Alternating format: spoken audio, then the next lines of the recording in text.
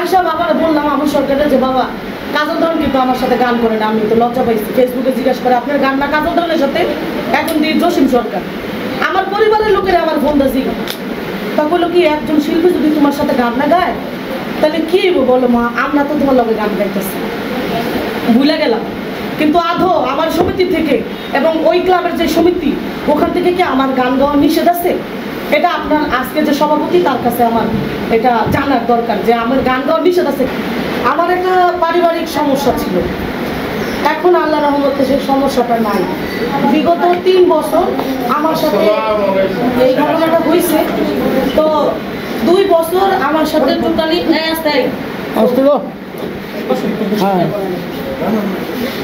হ্যাঁ বলো বলো। আচ্ছা আমি আসছি। 2 বছর কেউ গান করেন নাই। তো আমি আমার সভাপতি যিনি আবু সরকার মহারাজ বাবা যান, তারে আমি বললাম যে বাবা এখন কি করা যায়, আমার সাথে তো কেউ গান করে না। কিন্তু আমি আমার কথাটা বলতেছি, যদি কেউ না শুনে তাহলে আমি বলবো না, আমি বলবো না। আমার একটা ছেলে আছে প্রেম, আপনারা সবাই জানেন। আমার ছেলেটা 5 বছর হয়, 5 বছর বয়সে সে অন্ধ হয়েছে, তার টিউমার হয়েছে, তার চোখ 2টা অন্ধ হয়ে গেছে। আমি একজন অন্ধ মা, ছেলের মা। যে ছেলেটা 4 বছর 5 বছর পর্যন্ত দেখছে, সেই ছেলেটা এখন অন্ধ হয়ে গেছে। তার পিছনে 50 থেকে 60 লক্ষ টাকা আমার চলে গেছে।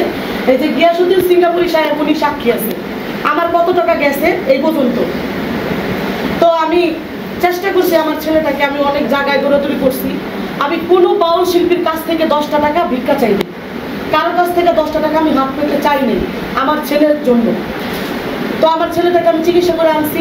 পারিবারিক সমস্যা আমার, এটা আপনারা সবাই জানেন, সবিকের যে বিষয়টা। তো সে নিষেধ করে দিয়েছে গান করতে পারবো না আমার সাথে কেউ। ওই মুহূর্তে আমার বাচ্চাটা অন্ধ। আমার তো কথা বলা রাইট না, 1 মিনিট আমি বলতে পারি। তুমি যে বললা যে বাউলদের কাছে আমি কোনো হাত পেতে চাই নাই, অনেকে মাইন্ড করতে পারে। তুমি চাও নাই, তুমি কর্ম করে চেষ্টা করছো, আমি কর্ম করে আমার ছেলেটারে আমি চিকিৎসা করাই, কথাটা ওইটাই। হ্যাঁ হ্যাঁ আচ্ছা, না এটা আমি আমার কথাটা লাস্টে বলবো আর কি, ফিনিশিংটা দিব। তো তার সাথে আমার একটা সমস্যা হয়ে গেছে, পারিবারিক বিষয়। তো এটা যে বলছে গান গাইতে পারবো না, কেউ আমার সাথে গান করে না। অথচ আমার ছেলে, এই যে কেন বললাম যে আমি 10টা টাকা কারো থেকে নেই নাই, আমার ছেলেটা অন্ধ, আমি গান করতে না পারলে আমার ছেলেটাকে কিভাবে বাঁচাবো? আমি একজন বাউল শিল্পী, গান করি, এই টাকাটা দিয়ে আমার মা খায়, আমার বাচ্চাটা অন্ধ বাচ্চাটা খায়, আমি তার চিকিৎসা করি। ওই মুহূর্তে আমি আমার সমিতি থেকেও আমি আমার সভাপতিকে জানালাম, সে বললো দেখো এইভাবে যদি উনি এইভাবে একটা শিল্পীরা যদি হুমকি ধুমকি দেয়, একটা ক্ষতিগ্রস্ত শিল্পী হয়, তাহলে আমরা কি করবো? তুমি এটা মিট করে যেভাবে তারা আসো। আমি চেষ্টা করছি, সমিতি থেকে আমার বহিষ্কার করা হয়েছে, আমি চলে গেছি আমার মতো করে, আমি যেইভাবে পারছি আমি কেস মামলা করছি।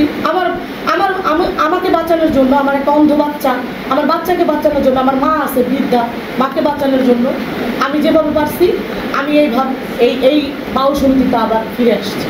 আমি কারো কেউ আমাকে একটু, এই যে আজকে এত বড়, এর আগেও অনেক শিল্পীদের বিষয় তারা মিছিল মিটিং করছে, আমার কথাটা তো হবে, কিন্তু আপনারা মনে কিছু নেবেন না। মিটিং মিছিল হয়েছে, আপনারা র্যালি নিয়ে বের হয়েছেন, আপনারা কত কিছু করছেন শিল্পীদের বিষয়, একজনের মাথা ফাটাই লিখছে, আপনারা কত কিছু করছেন। আমার অন্ধ বাচ্চাদের দিকে কেন তাকাইলেন না? কেন তাকাইলেন না? আমার বাচ্চাটার দিকে কেন তাকাইলেন না? আমার বাচ্চাটার জন্য তো আপনারা একদিন লাইভে এসে বললেন না যে পাখির সাথে কেন গান গাইবো না?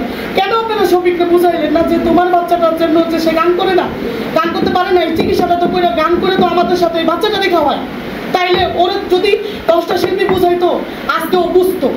ও নিজেই বলে আমার দোষ কি, যখন একটা বাইনার তুই নেস তখন শিল্পীরা আমারে ফোন করে, আমারে ফোন দিয়ে বলে বাকি সরকার লোকে গান আসছে, গান কি রাখবো?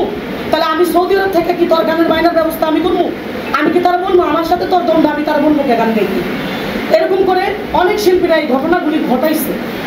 পরিশেষে একটা বায়না, এই যে এই ফেব্রুয়ারির 9 জানুয়ারির 9 তারিখে আমার বাবা আবু সরকার, উনি তো আগে থেকে আমাদের মহব্বত করে, আর বিশেষ করে আমার এখন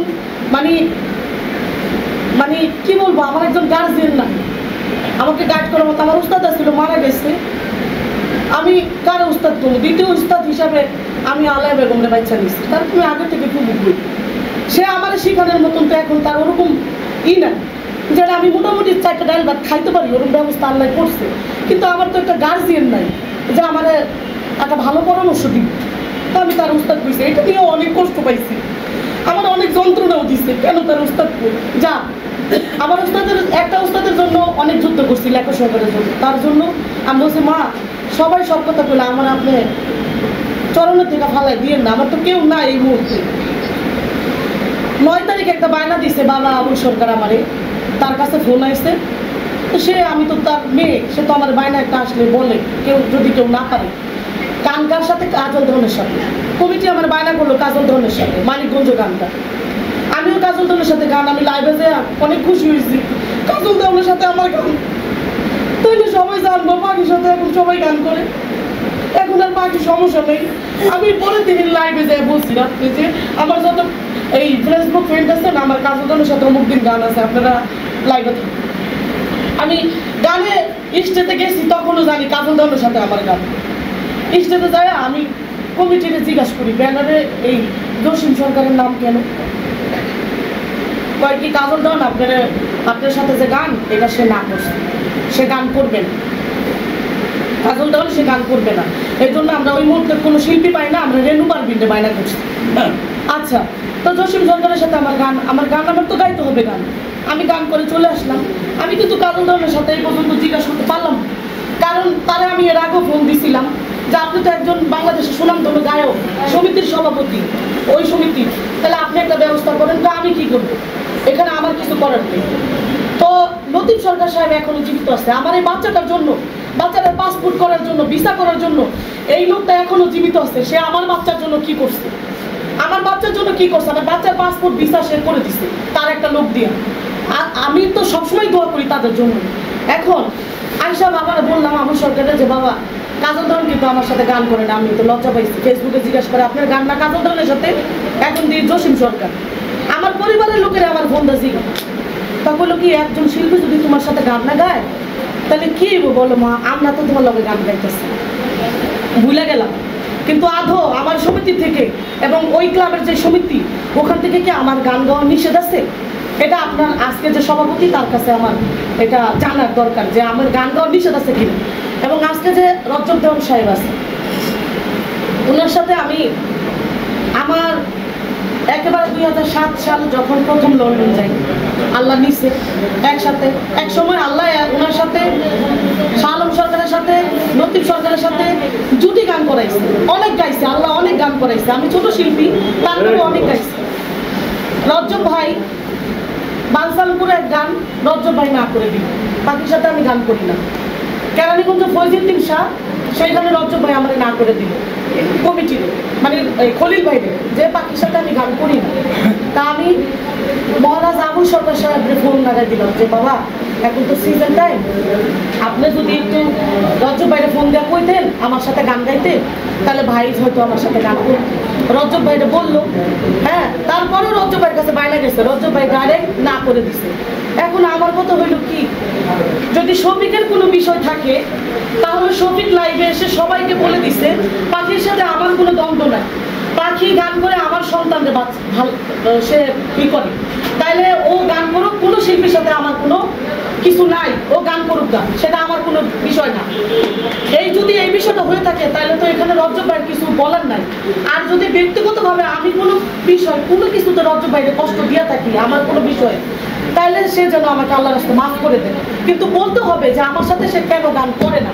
এই একটা এখানে আমাদের রফিক সরকার আছে, উনি লাইভ দিল, ওনার অফিসে নিয়ে আমার গান করাইল। লিপি সরকারের লাইভ দিল, গান করলাম। বাসায় যাওয়ার সময় আমার একটা কমিটি ফোন দিছে 12 তারিখে, ফেব্রুয়ারির 12 তারিখে। তা আমি রফিক ভাইকে ফোন দিলাম, রফিক ভাই ফেব্রুয়ারির 12 তারিখ আপনি কি খালি আছেন? হ খালি আছি। তাহলে আমি কি কমিটির সাথে কথা বলবো? হ্যাঁ বল। তা আমি কথা বলতে বলতে রফিক ভাই শফিককে ফোন দিছে, গ্যাস ভাই রফিক ভাই শফিককে ফোন দিছে। শফিক আমাদের বাসায় আমি গেছি বলেই কল দিছে কি যে এই রফিক সরকারের লোক একটা বায়না তোমার হয়েছে। আমি কই না, আমাদের কমিটি ফোন দিছে, আমি তারা ফোন দিছি গানটা শেষ করতে পারবো। কয় তাহলে আমার ফোন দিল কেন? আমারে কেন ফোন দিল? তুমি গান করবা না করবা সেটা তোমার ব্যক্তিগত ব্যাপার, শিল্পীর ব্যক্তিগত ব্যাপার, আমাকে কেন জানা? এখন আমার কথা হইল, আমি রফিক ভাই এত একটা প্রিয় মানুষ, একসাথে বসে চা খাই, উঠা বসা করি, রফিক ভাই আমার সব কিছু বিষয় জানে। তাহলে রফিক ভাই এই যদি এই একটা কাজ করে, আরো শিল্পীরা যদি এইভাবে কাজ করে, এখন আমার কথা হইলো বাবা, আমার যদি গান গাওয়ার নিষেধ থাকে তাহলে এটাও বলবেন, আর যদি আমার গান গাওয়ার নিষেধ না থাকে তাহলে এখানে ফয়সালাটা করে দিবেন। এখানে আমার কথা শেষ। বাকি সরকার সবার সাথে গান গাইতে